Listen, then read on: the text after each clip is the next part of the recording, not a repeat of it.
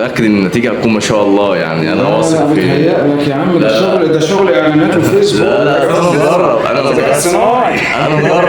لا انا مجرب المكان هنا واربع حيطان.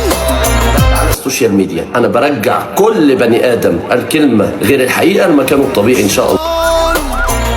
واربع حيطان بيوزني بيشدني ارجع لحاجات انا مبطل، وكل مره اقول ابطل من الشتا معرفش ابطل، مع اني نفسي بجد ابطل، وكل مره اقول ابطل ما ببطل، وكل مره اقول ابطل من الشتا معرفش ابطل، مع اني نفسي بجد. انا جاي من الغربية.